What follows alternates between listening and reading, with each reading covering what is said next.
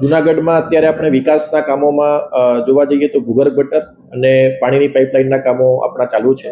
લગભગ અમૃત 2 યોજના હેઠળ આપણે આ કામગીરી તમામ નાગરિકોને પાણીની પાઇપલાઇન અને ભૂગર્ભ ગટર જોડાણ આપીએ એના માટે આપણે કામગીરી કરી રહ્યા છીએ.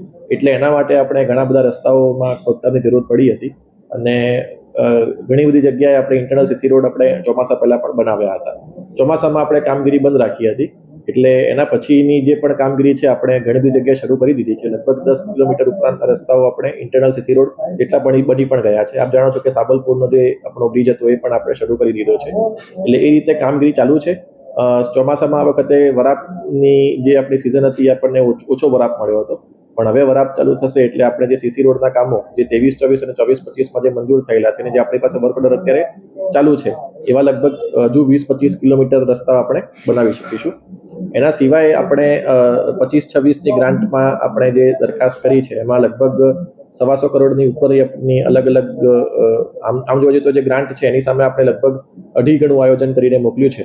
અને એ ગ્રાન્ટ જે આપણે જે કામ છે કામ જ્યારે મંજૂર થશે એ સાથે સાથે પેરેલલી આપણે એ કામો મંજૂર થાય તો એને કેવી રીતે કામ આગળ ધપાવવું એના માટે આપણે લગભગ 150 કરોડથી ઉપરના આપણે અલગ અલગ ટેન્ડર પણ અત્યારે આપણા લાઈવ છે. અને જે ટેન્ડરની ભરવાની છેલ્લી તારીખ 14મી ઓક્ટોબર રાખેલી છે. એટલે એક વખત ટેન્ડર ક્લોઝ થાય પછી એમાં જે એજન્સીઝ આવે એનું આપણે ટેકનિકલ સ્ક્રુટિની કરીને ફાઇનાન્શિયલ બીડ ઓપન કરીને પછી આપણે આગળ મંજૂરી લઈને પછી આપણે કામગીરી શરૂ કરશું.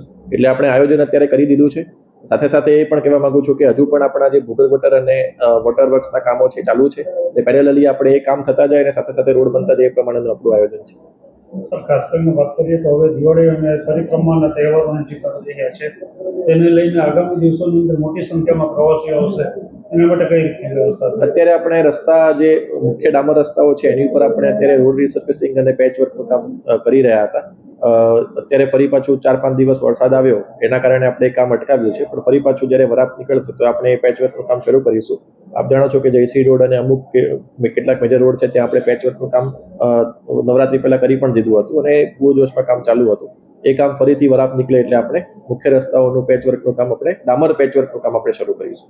સર, લોકોનો એવો આક્ષેપ છે કે જ્યારે વીઆઈપીઓ આવે છે ત્યારે માત્ર પેચવર્ક કરવામાં આવે છે, પછી રોડ રસ્તાની હાલત ખૂબ જ ખરાબ હોય છે, તેને લઈને નહીં, આપ એક આક્ષેપ સાચો નથી. આપ જાણો છો કે જયશ્રી રોડ જે છે જે નરસિંહ મહેતા સરોવર સુધીનો રસ્તો આપણો જે છે એ આપણે ત્યાં વીઆઈપી મુવમેન્ટ નથી તેમ છતાં પણ આપણે કરેલો છે.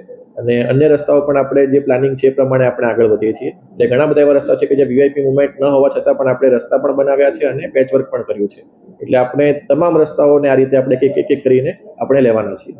લોકોને શું અપીલ કરશો? અત્યારે આ વિકાસના કામો ચાલી રહ્યા છે. એમાં જે સિમેન્ટના રોડ જે થતા હોય છે એમાં આપણે ક્યોરિંગનો સમય આપવો પડે અને પછી આપણે ઓપન કરી શકીએ છીએ. જે ડામરના જે રસ્તાઓ છે એ ડામરના રસ્તાઓ પણ આપણે અત્યારે પેચવર્ક છે આપણે ચાલુ કરીશું. એટલે જ્યાં કામ ચાલતું હોય ત્યાં થોડો ઘણો સહયોગ આપે અને જ્યાં સુધી કામ પૂરું ના થાય અથવા તો મતલબ એનું પ્રોપર ક્યોરિંગ ના થાય ત્યાં સુધી એનો ઉપયોગ ના થાય એવી બસ મારે બધાને અપીલ છે.